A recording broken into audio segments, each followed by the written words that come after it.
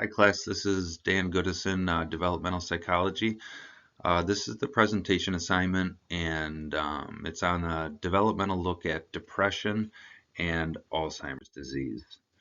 When we talk about a developmental approach, we're looking at different stages of life and noting dominant themes. Um, we're also, when we think about a developmental approach, we're looking at how dominant themes not only are there, but we're looking at how they might interact with other themes or other stages.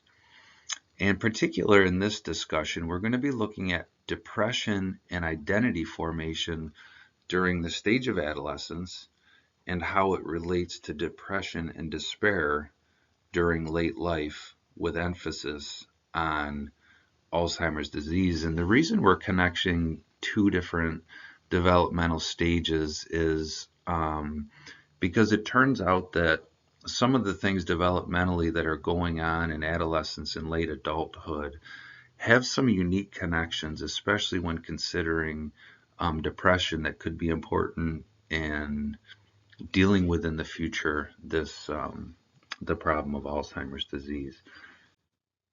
So depression and AD, the concern and the connection. One of the reasons it's such a big concern is both are among the most commonly diagnosed problems in the world, disorders or diseases.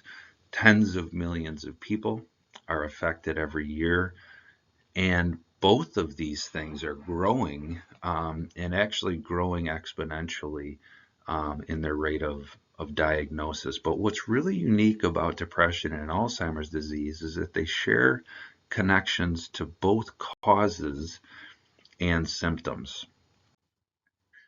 So what I want to put out for you to start is really the thesis or the theory behind this presentation, and that is this, that adolescent depression and lack of identity formation causes both neurological and psychosocial problems that can lead to the susceptibility of the onset of Alzheimer's disease and despair in late life. And so what I'd like to do is take that thesis, and now what I'd like to do is separately overview the stages of development, overview the symptoms and causes for both depression and Alzheimer's disease, and then after doing so, towards the end of the presentation, from those slides, draw some connections that tie these things together and make it critical to understand.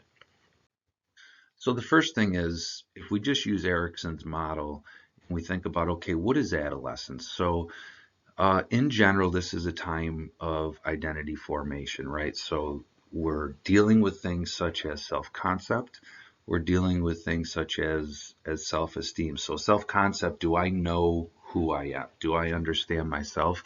Self-esteem, do I really believe that who I am has a place in the world in which I live? And so fitting self-concept and self-esteem into my social life and also into the ideas I think about life.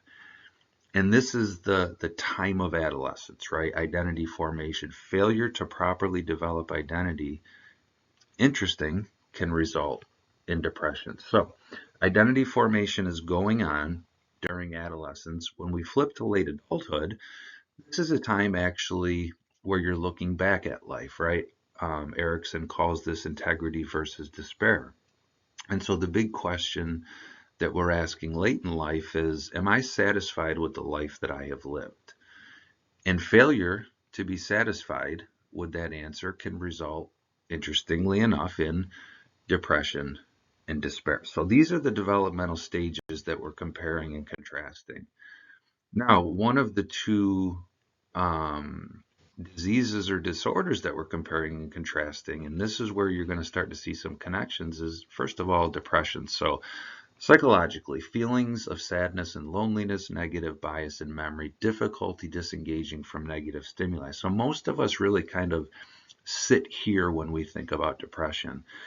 And we don't consider, though, actual physical, biological things going on while someone is in a stage or a time of depression. And so You have hippocampal atrophy, you have reduction in nerve growth, you have synaptic degeneration, increased pro-inflammatory cytokines, decrease in anti-inflammatory regulation, which inflammation turns out to be a large part of both Alzheimer's and depression. We'll see that again. Decrease in overall hippocampal volume.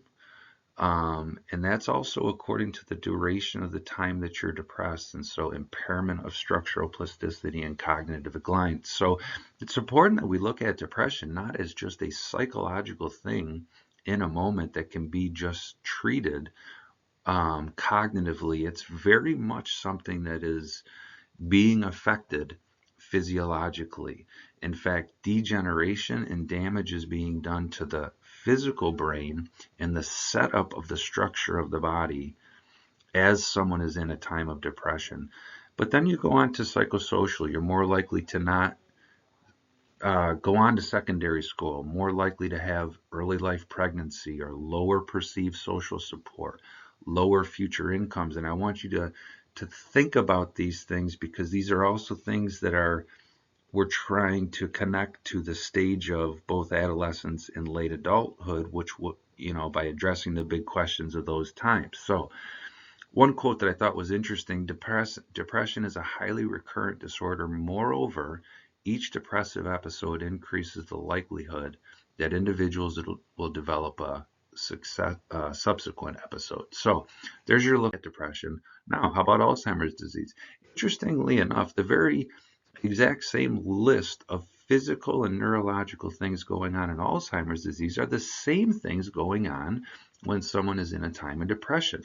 Hippocampal atrophy, reduction in nerve growth, shrinking of axons, synaptic degeneration, increase in the inflammation, a decrease in the regulation of anti-inflammatories, and the decrease in the hippocampal volume, which we really characterize in general as that big sign of Alzheimer's disease, impairment of plasticity and cognitive decline.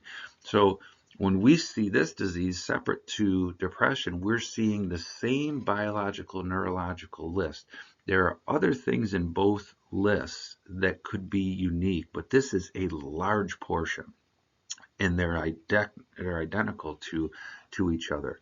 Now, there is a known link between Alzheimer's disease and depression. So we do know that there is some kind of link. It's really not well established exactly what that link is. Depression is the most common comorbidity condition in Alzheimer's disease.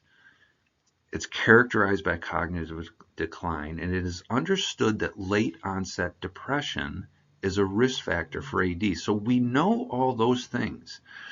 But the theory behind this particular connection is that there's a potential that depression early on in life is causing neurologically and biologically problems. It's recurring throughout life and actually is creating, in a sense, a risk factor for Alzheimer's disease rather than Alzheimer's disease creating a risk factor for depression.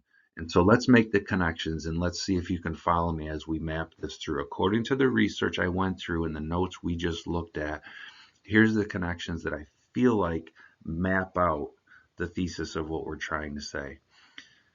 Number one, lack of healthy identity formation leads to depression.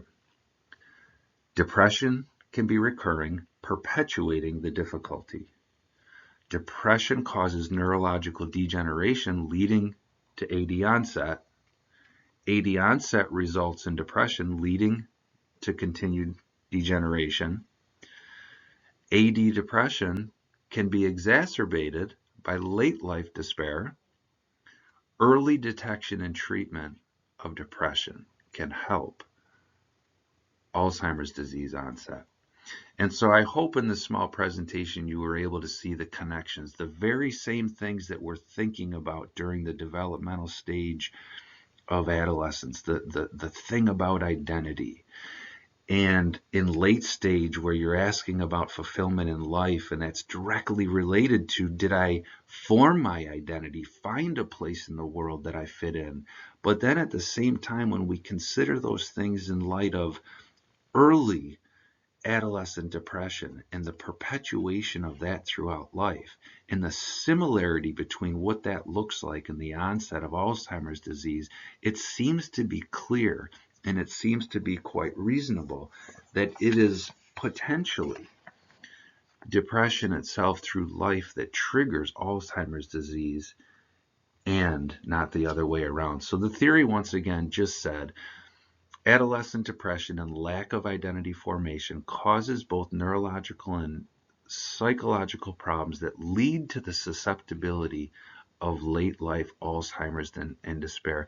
This certainly doesn't answer all the problems, but there's a lot of people working on this connection right now, and there's growing concern and encouragement that if we can treat and if we can identify and treat depression early on in life and get that under control, it looks or appears that it could likely help a lot of people reduce the risk of late life Alzheimer's disease. Thank you.